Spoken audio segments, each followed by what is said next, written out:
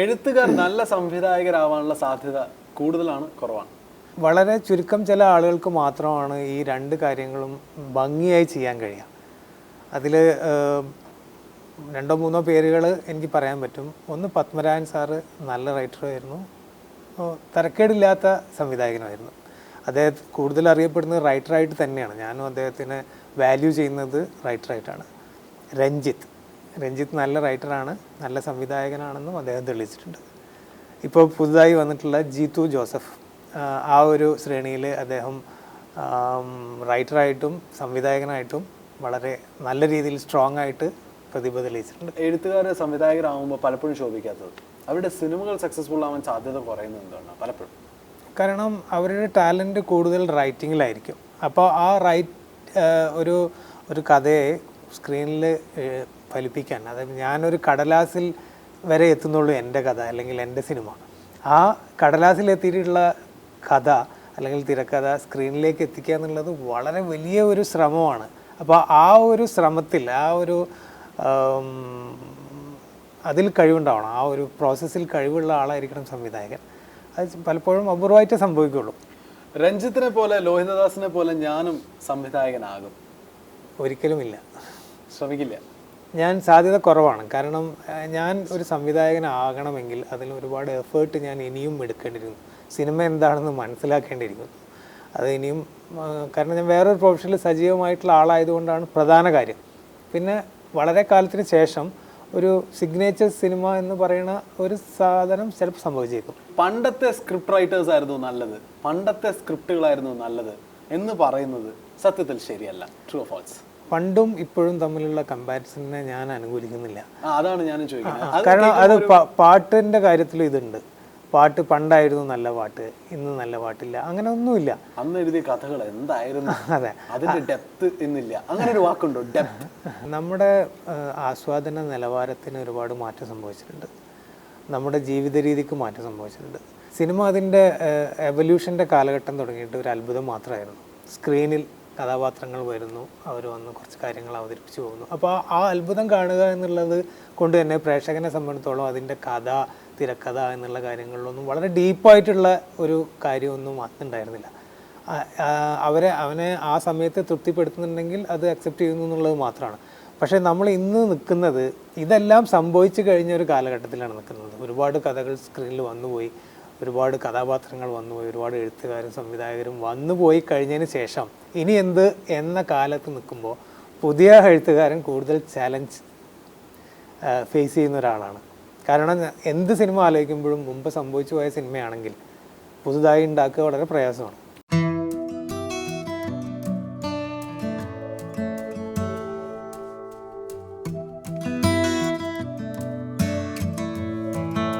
Film സെറ്റിൽ വെച്ച് തന്നെ script എഴുതുന്ന തിരക്കഥാകൃത്തുകളെ കുറിച്ച് എന്താ അഭിപ്രായം? അവരുടെ ചങ്കൂറ്റത്തിന് സല്യൂട്ട്. എനിക്കൊന്നും ഒരിക്കലും പറ്റാത്ത കാര്യമാണത്. ചിത്രീകരണത്തിന് മുമ്പ് സ്ക്രിപ്റ്റ് റെഡി ആയിരിക്കും, എന്തെങ്കിലും കറക്ഷൻസൊക്കെ നമ്മളും ചെയ്യാറുണ്ട്. പക്ഷെ അത് ചെയ്യാൻ അധികം പ്രയാസവുമില്ല. ശ്രീനേട്ടനും ലോഹിയേട്ടനും അടക്കം ഉള്ള ആളുകൾ ഇത് ചെയ്തിട്ടുണ്ട്. മനസ്സിൽ സിനിമ സൂക്ഷിക്കുകയും അത് നമുക്ക് എഴുതാമെന്നുള്ള കോൺഫിഡൻസ് സൂക്ഷിക്കുകയും ചായക്കടയിൽ ചായ അടിക്കുന്ന വേഗതയിൽ എഴുതി കൊടുക്കുകയും ചെയ്യുന്ന അവരുടെ ചങ്കൂറ്റം അത് അപാരം തന്നെയാണ്. പക്ഷേ അത് പ്രതിഭയുള്ള ആളുകൾക്ക് മാത്രമേ കഴിയുള്ളൂ. അതിനാരെങ്കിലും വ്യാജമായിട്ട് ശ്രമിച്ചു കഴിഞ്ഞാൽ അതൊരു വലിയ ഡിസാസ്റ്റർ ആയിരിക്കും ഫലം.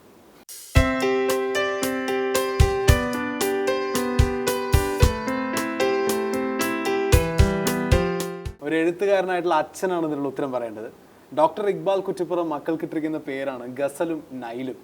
എന്തിനാണ് മക്കൾക്ക് ഒഴുകുന്ന പേരിട്ടത്? അങ്ങനെ സംഭവിച്ചു പോയതാണ്. ഒഴുകുന്ന പുഴയുടെ തീരത്തു നിന്ന് വരുന്ന ഒരാളാണ് ഞാൻ. ഒഴുകുന്ന പേരാണെന്ന് ഞാനിപ്പോൾ താങ്കൾ പറയുമ്പോഴാണ് അറിയുന്നത്. വളരെ സിമ്പിളായിട്ടുള്ള ഇഷ്ടം തോന്നുന്ന ഒരു പേര് എന്നുള്ളത് മാത്രമേ അതിന് പ്രസക്തിയുള്ളൂ. ഇന്നത്തെ പേരുകളെ എങ്ങനെ വിലയിരുത്തുന്നു? അതായത് ഒരു നീക്കോ ഞാച്ച കൈൻഡ് ഓഫ് ജോണറാണ് ഇപ്പോൾ. പല സിനിമ പേരുകളും വളരെ കട്ടൻ കാപ്പി ഒരു പേരാണ്. അങ്ങനെ ഒരു സിനിമ ഉണ്ടെന്നല്ല പറയണേ. അത്രയും എളുപ്പത്തിൽ പേരിടുന്നു, അത്രയും ലാളിത്യത്തിൽ പേരിടുന്നു. How do you observe this genre? അല്ല, സിനിമ നല്ലതാണെങ്കിൽ ഈ പേരുകളൊക്കെ പ്രസക്തമാവും. അതെന്ത് പേരിട്ടാലും സിനിമ നല്ലതാണെങ്കിൽ അത് സ്വീകരിക്കപ്പെടും. ഇപ്പോൾ ഭാര്യ, വെറുതെ ഒരു ഭാര്യ എനിക്ക് ആദ്യം ഒരു ഇഷ്ടവും തോന്നാത്തൊരു പേരായിരുന്നു അത്. പക്ഷെ ആ സിനിമ നന്നായി ഓടിയ സിനിമയാണ്.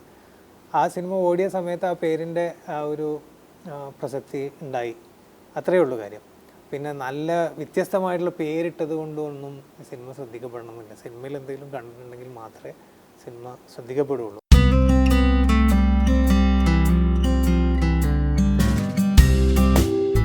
ഡോക്ടർ ഇക്ബാൽ കുറ്റിപ്പുറത്തിന് നമ്മളൊരു ചെറിയ സമ്മാനം കൊടുക്കാൻ പോവാണ്. സിനിമയിൽ ഇദ്ദേഹം തന്നെ കടലിലേക്ക് വലിച്ചെറിഞ്ഞ ഒരു ഡ്യൂപ്ലിക്കേറ്റ് നെക്ലസ് ഉണ്ട്, അതെനിക്ക് കിട്ടി. ഒരു മുക്കുവൻ്റെ ഞാൻ മേടിച്ചാണ്.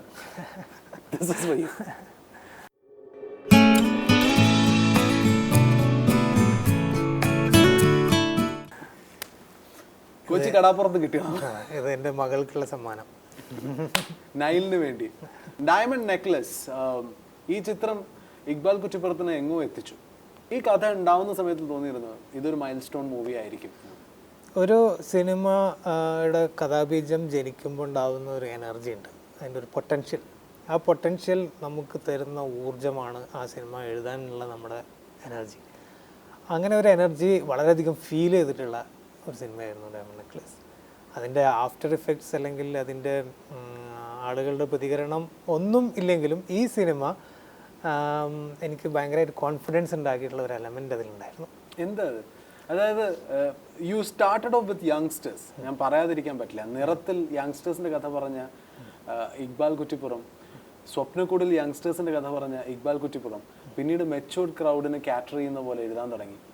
പെട്ടെന്ന് ഒരു നിമിഷം കൊണ്ട് വീണ്ടും പിന്നെ വേവ് ലെങ്ത് എല്ലാ ദിശയിലേക്ക് മാറ്റാൻ തുടങ്ങി. ഒരു 360 ഡിഗ്രി റൈറ്ററായി മാറി. എന്തോ ഒരു സ്പിയർ അവിടെ വർക്ക് ചെയ്തിട്ടുണ്ട്, എന്തോ ഒരു കെമിസ്ട്രി അല്ലെങ്കിൽ ഒരു എനർജി വർക്ക് ചെയ്തിട്ടുണ്ട്. What is that?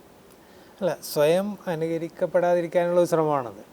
കാരണം ഒരേപോലത്തെ സിനിമകൾ ചെയ്യുമ്പോൾ, നമ്മളെ തന്നെ അനുകരിക്കാനുള്ള സിനിമകൾ ചെയ്യുമ്പോൾ നമ്മുടെ ചാലഞ്ച് അല്ലെങ്കിൽ എഴുതാനുള്ള എനർജിയൊക്കെ കുറയും, നമുക്ക് തന്നെ മടുപ്പ് തോന്നും.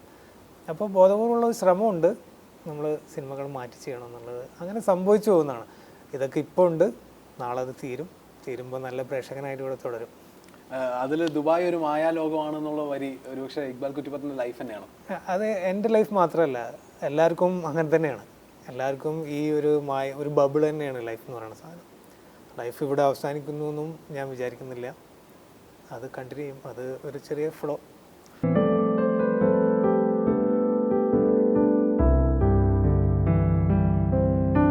വർഷങ്ങൾ മുമ്പ് മലയാള സിനിമയെ തന്നെ കുലുക്കിയ ഒരു ചിത്രം ഉണ്ടായിരുന്നു. ആ സിനിമ പോപ്പുലറായി, അതിൻ്റെ ഡയറക്ടർ പോപ്പുലറായി, മ്യൂസിക് ഡയറക്ടർ ഒരു ആവേശമായി, അതിലെ പാട്ടുകൾ അതിനേക്കാളും വലിയ ആവേശമായി. ആ ചിത്രം ഒരു വലിയ ട്രെൻഡ് സെറ്ററായി. അതിൻ്റെ റൈറ്റർ സെലിബ്രേറ്റ് ചെയ്യപ്പെട്ടിട്ടില്ല എന്ന് എനിക്ക് തോന്നിയിട്ടുണ്ട്. ആ റൈറ്ററിൻ്റെ പേര് ഡോക്ടർ ഇക്ബാൽ കുറ്റിപ്പുറം എന്നും ആ സിനിമയുടെ പേര് ഫോർ ദ പീപ്പിൾ എന്നുമാണ്, അല്ലേ? ഞാൻ പൊതുവെ ഈ ലൈംലൈറ്റിലേക്ക് വരാൻ അത്രയധികം ആഗ്രഹിക്കുന്ന ഒരാളല്ല. അപൂർവമായിട്ട് മാത്രമാണ് ഞാൻ സ്വയം ആഘോഷിക്കാറുള്ളൂ. അപ്പോൾ അതുകൊണ്ട് കൂടിയാവും എൻ്റെ ഒതുങ്ങിക്കൂടലും അതിനൊരു കാരണമായിരിക്കാം. ഫോർ ദ പീപ്പിളിൻ്റെ ആവേശം ഇക്ബാൽ കുറ്റിപ്പുറം ഏറ്റെടുത്തില്ല. ബാക്കിയുള്ള ചിത്രങ്ങളിലൂടെ ഇക്ബാൽ കുറ്റിപ്പുറം ലൈംലൈറ്റിൽ വന്നു. Why is it so? അല്ല, ഞാൻ അതിൻ്റെ ഡയറക്ടറും അല്ലെങ്കിൽ മ്യൂസിക് ഡയറക്ടറും അത് ആഘോഷിക്കുന്നത് സന്തോഷത്തോടുകൂടി കൗതുകത്തോടെ നോക്കിയിരിക്കുകയാണ് ചെയ്തത്. പുറത്തുനിന്ന് കണ്ട് കൈയടിക്കുകയാണ് ചെയ്തത്. ബാക്കിയുള്ള അറബിക്കഥയിൽ താങ്കൾ കുറച്ചുകൂടി ഇരുത്തം വന്നൊരു പൊളിറ്റിക്കൽ സ്റ്റോറി പറഞ്ഞു. ഇന്ത്യൻ പ്രണയകഥയിൽ പ്രണയം കലർന്നൊരു പൊളിറ്റിക്കൽ സ്റ്റോറി പറഞ്ഞു. ഫോർ ദ പീപ്പിളിൽ വെട്ടൊന്ന് തൊണ്ട് രണ്ട് എന്ന രീതിയിലുള്ള ഒരു പൊളിറ്റിക്കൽ ത്രില്ലറാണ് ഉണ്ടാക്കിയത്. Why? Because that is your vision. ഇപ്പോൾ നേരത്തെ പറഞ്ഞല്ലോ, എൻ്റെ കാഴ്ചപ്പാടാണ് എൻ്റെ സിനിമ എങ്കിൽ ഇതാണോ അങ്ങയുടെ കാഴ്ചപ്പാട്? ഇതായിരുന്നു? അല്ല, എൻ്റെ കാഴ്ചപ്പാട് അതും ഉണ്ട്. ഞാനൊരു തീവ്രവാദിയൊന്നും അല്ലെങ്കിൽ പോലും ചില കാര്യങ്ങളെ വളരെ തീവ്രമായിട്ട് പ്രതികരിക്കണമെന്ന് നമുക്ക് തോന്നാറുണ്ട്, നമുക്ക് ഓരോരുത്തർക്കും തോന്നാറുണ്ട്. അങ്ങനെ തോന്നിയ ഒരു സിനിമയാണത്. അതൊക്കെ അനുകരിച്ചിട്ട് നാളെ മുതൽ ആളുകൾ കൈ വെട്ടാൻ ഇറങ്ങും അല്ലെങ്കിൽ ചെറുപ്പക്കാരിറങ്ങുന്നു. കേരളത്തിലെ ചെറുപ്പക്കാരൊക്കെ ഭയങ്കര സൂത്രശാലികളാണ്. അവരൊന്നും സമൂഹത്തിന് വേണ്ടിയിട്ട് വാളെടുക്കാനൊന്നും പോകുന്നില്ല. അതൊരു മോഹം മാത്രമായിരുന്നു. അന്ന് ഗാലറിയിൽ ഇരുന്ന് കൈയടിച്ച റൈറ്റർ പിന്നീട് ശ്രദ്ധേയനായി, ലൈം ലൈറ്റിൽ വന്നു. പക്ഷെ അന്നത്തെ മ്യൂസിക് ഡയറക്ടർ, അന്ന് സെലിബ്രേറ്റ് ചെയ്യപ്പെട്ട ഡയറക്ടർ പിന്നീട് അത്രത്തോളം തന്നെ മലയാളത്തിൽ ആവേശമായില്ല. എന്തായിരിക്കും കാരണം? അല്ല, ജയരാജ് മുമ്പും പ്രൂവ് ചെയ്തിട്ടുള്ള ആളാണ്, ഇനിയും അദ്ദേഹം പ്രൂവ് ചെയ്തേക്കാം. അപ്പോൾ ഇതൊരു സൈലൻ്റ് ആയിട്ടുള്ള ഒരു ഇൻ്റർവെല്ലായിട്ടാണ് ഞാൻ കരുതുന്നത്. ജാസി ഗിഫ്റ്റിൻ്റെ കാര്യത്തിലും ഇത്രയും ഒരു സമൂഹത്തിനെ മുഴുവൻ ഇളക്കി മറിക്കാൻ പ്രാപ്തിയുള്ള മ്യൂസിക് സൃഷ്ടിച്ച ആൾ ഇനിയും തിരിച്ചു വരണമേ എന്നും ഞാൻ ആഗ്രഹിക്കുന്നു. ഇക്ബാൽ കുറ്റിപ്പുറം കൈകോർത്തിരിക്കുന്നത് സീനിയർ ഡയറക്ടേഴ്സിൻ്റെ കൂടെയാണ്. കമലിൻ്റെ കൂടെ, ലാൽ ജോസിൻ്റെ കൂടെ, ജയരാജിൻ്റെ കൂടെ, ജോഷിയുടെ കൂടെ, ആൻഡ് ഫൈനലി സത്യൻ അന്തിക്കാടിൻ്റെ കൂടെ. ഈ സോ കോൾഡ് ന്യൂജൻ എന്ന് ഞാൻ പറയുന്നില്ല, ബട്ട് മറ്റൊരു വീക്ഷണത്തിലൂടെ മലയാള സിനിമ നോക്കിക്കാണുന്ന ഡയറക്ടേഴ്സിൻ്റെ പെർസ്പെക്റ്റീവിലേക്ക് എന്തുകൊണ്ടാണ് അങ്ങ് വരാത്തത്? എനിക്ക് ഇനിയും സമയമുണ്ടല്ലോ, നമുക്ക് വരാൻ പറ്റിയേക്കും. കാരണം ഇപ്പോൾ നമുക്ക് ഈ ഡയറക്ടർമാരുടെ കൂടെയൊക്കെ വർക്ക് ചെയ്യുമ്പോൾ നമ്മൾ പല കാര്യങ്ങളും അവരിൽ നിന്ന് പഠിച്ചിട്ടുണ്ട്.